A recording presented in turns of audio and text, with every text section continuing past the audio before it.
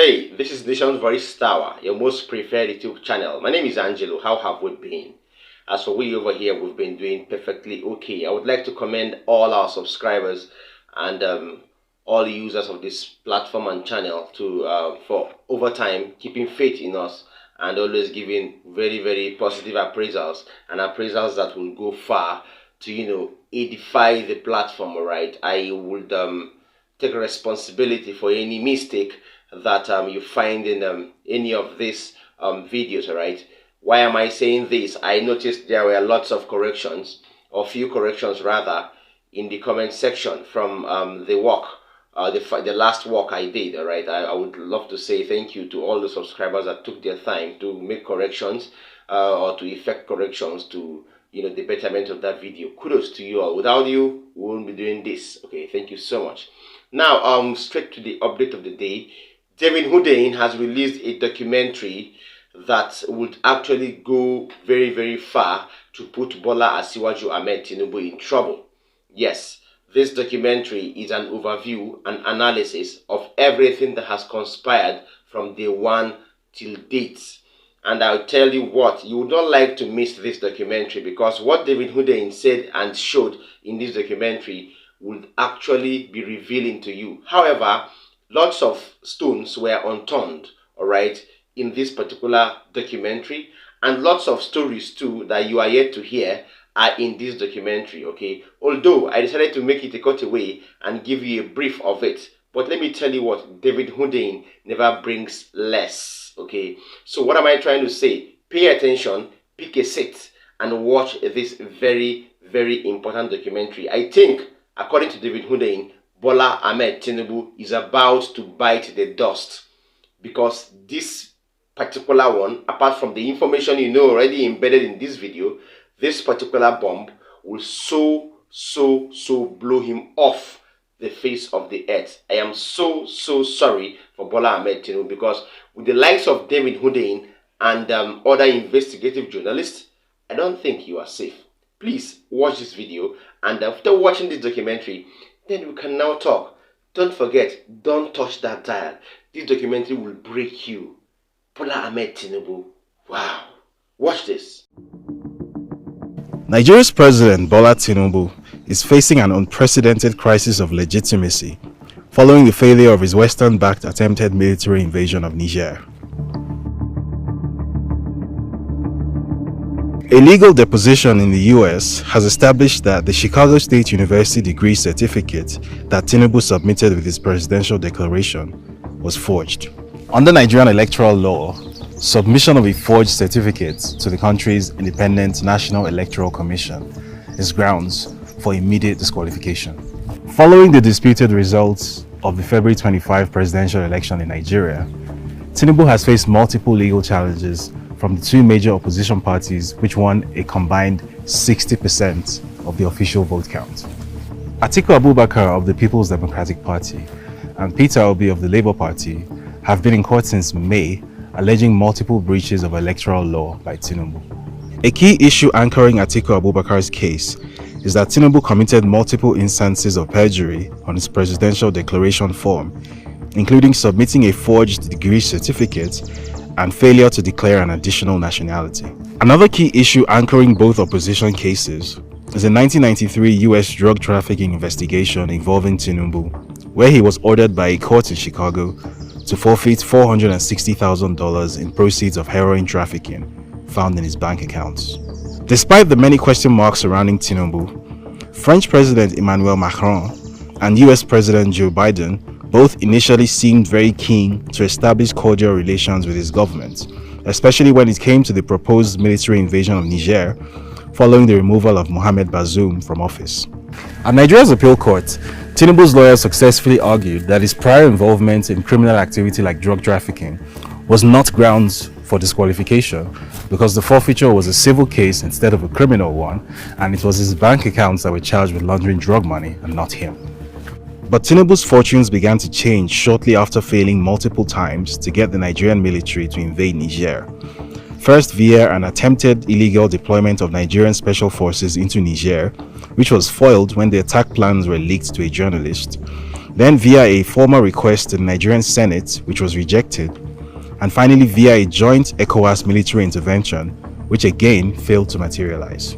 Following the US government's security deal with the new Nigerian authorities, which was followed by the humiliating exit of France from the country, both of which rendered Tinibu ineffective as a regional Western ally, his political fortunes subsequently nosedived as his legal troubles in the United States began to pile up.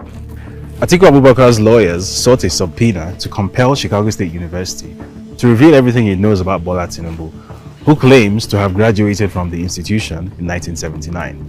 Tinibu's lawyers argued that the court should not grant the subpoena because releasing these records would tarnish his image. Despite several appeals, Judge Nancy Maldonado on October 1 delivered a ruling authorizing the subpoena and mandating a sworn deposition by officials of Chicago State University. The subpoenaed documents and subsequent legal deposition revealed that the certificate Tinibu submitted to the Electoral Commission was not issued by Chicago State University and contained several mistakes and discrepancies. Nigerian investigative journalist David Hundeyin last year revealed that the certificate submitted to the commission bore a striking resemblance to a fake certificate template for Chicago State University provided by an online certificate forgery service called diplomamakers.com. According to the deposition, Chicago State University cannot verify that the student on its files known as Bola A. Tinibu is in fact the same person as Bola Ahmed Tinibu, which raises the incredible specter of potential identity fraud by Nigeria's president. The matter has been filed in Nigeria's Supreme Court as part of the Presidential Election Petition Appeal, which commences hearing this month, which means that we could well be witnessing the last few days of Tinubu's presidency. But that isn't all. In another remarkable twist, 6 US government agencies, including the FBI, CIA, IRS, and DEA, who were sued by Plainsight.org founder Aaron Greenspan and David Hundeyin for refusing to honor Freedom of Information requests regarding the records they hold on Tinibu, have stated that they will comply with the FOIA request. The FBI alone stated that it has identified over 2,500 pages of relevant information in its file on Tinibu, which it will begin to release publicly from October. It would seem that following his failure to deliver on the mandate to invade Niger given to him by Western backers, Africa's latest Western puppet president could be about to bite the dust. Okay, you watched the video there, and are you as shocked as me? You're shocked, right? Now, let's be very realistic. I want to ask again, who is this man in Aso Rock? Who is that man in the presidential villa? Why is Nigeria this lawless? Why do we live, or why do we allow unconstitutional activities to take the political face of this country or of Nigeria? Why? Why do we sit back and watch irregularities become regular? Why do we sit back and watch corruption and perjury, forgery, and identity theft take the face of the day, even perpetrated by leaders who are supposed to be mirrors for inhabitants or for people in Nigeria to watch? Leaders who are supposed to be role models for people in Nigeria. Why are we folding our arms to see the country go into extinction gradually? Why have we sat back to see, to view a hijack of our country by unknown men? Please, this is a massive call to all Nigerians to pull all hands on deck. I don't know, this thing is becoming very, very legitimate. Bola Tinibu is becoming very legitimate. Look at what all the news platforms are saying. I told you about the news platforms, right? Just look at what they are saying. They are reporting about him. Yeah, he has been exonerated and all that. Legitimizing him? How? Well, that doesn't mean we'll stop to talk. We'll continue to expose until the right thing is done. Now, secondly, I want to speak on issues linking to the challenges of peace and unity in the nation, all right? On these same issues, a group has called on the Bola Ahmed Tinubu-led APC government to do things right and run the nation as it should be. Because Nigerians and Nigeria itself seems to have no direction under Bola Ahmed Tinubu. That is what this country is saying. To really buttress their points, they decided to name the problems of Nigeria and link it up to what Bola Tinibu has been doing. To me, if you ask me, I will say he has been running around since he came into office and he has achieved nothing. Please stay tuned for this group. Today we are gathered here to have a press conference on the challenges of peace and unity. I will want to give a few lines of some of the challenges we face as a nation. It is an attempt to examine the perennial incidence of ethno-religious crisis in Nigeria, which is ever on the increase, claiming lives of hundreds of people daily. Destruction of properties worth billions of naira. These colossal losses to violent religious conflicts in Nigeria did not end with loss of lives and properties. In fact, its attendant effects on peaceful coexistence, political stability, and socio-economic development is beyond comprehension. Hardly can one speak of progress in Nigeria when our social, political, economic, and religious systems fail to maintain at least minimum level of social decorum. At the same time, sustainable and lasting religious peace across the nation have been aborted times without number.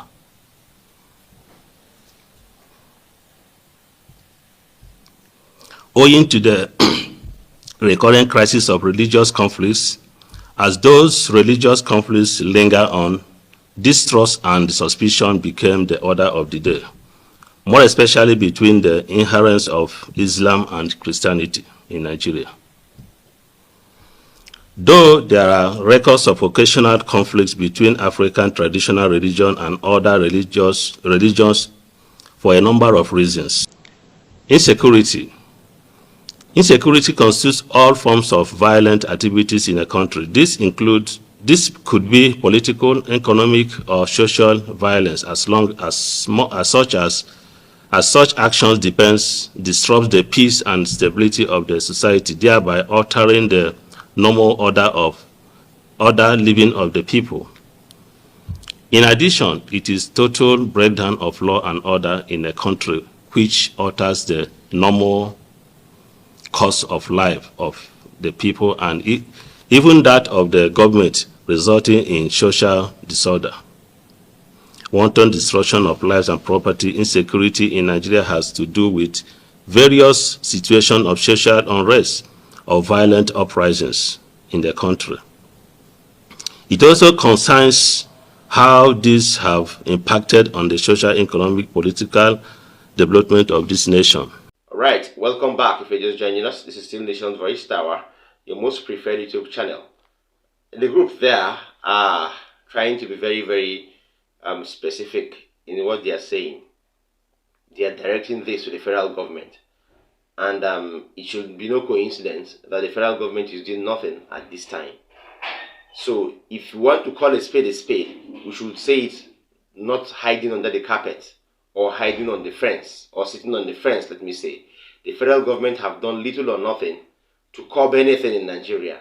I bet Nigeria is even worse than it was during the last days of Buhari in office. You can confirm that if you're back at home in Nigeria, all right?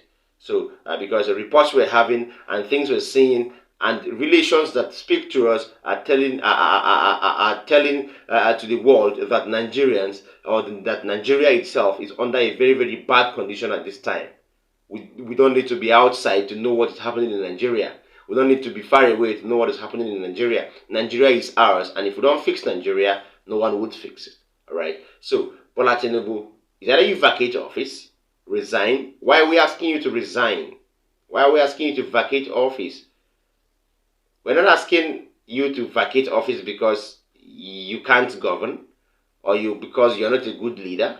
That's not our prerogative, all right? We're asking you to vacate office because the process that brought you to office was illegitimate. The process that brought you to office was questioned. The process that brought you to office was unreal. Hence, the reason why you should resign and follow the due processes. If the people bring you to office by their will, kudos. People won't complain about your governance. But please, do the needful and vacate office. That should be the best thing for you to do, respectably and honorably, before the Supreme Court gets to you. Even if the Supreme Court is under your payroll and in your pocket, I don't think you will try for long.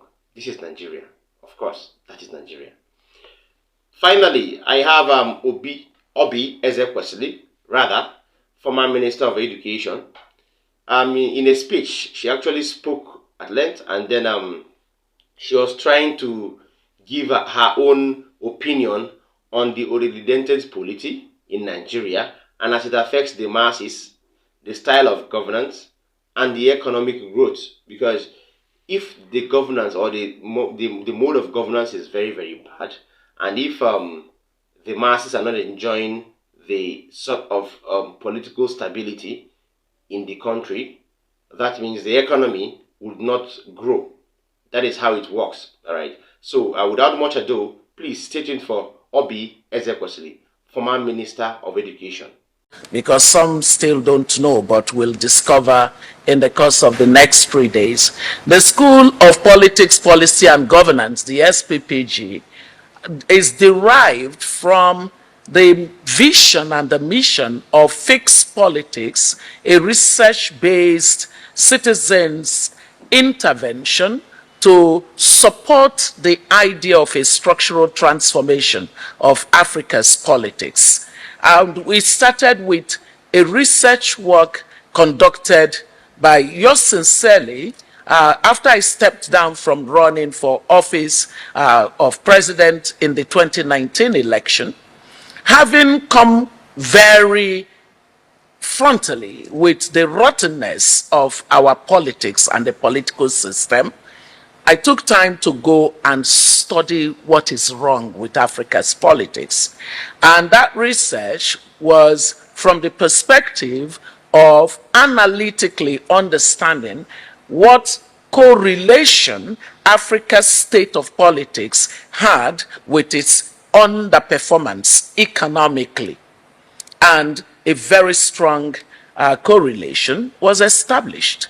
For as long as Africa continues on the path of very poor politics, a political culture that subordinates the common good for personal, private, or narrow interests, there is no chance of Africa achieving economic development. It's that simple.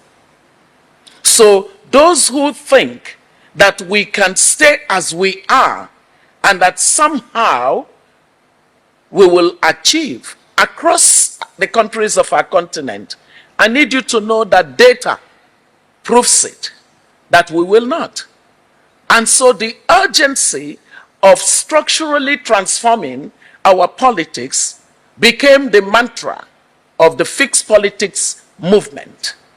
It's a community of people, just like myself, cut across from government, from the private sector, from civil society, determined to start that journey of transforming Africa's politics.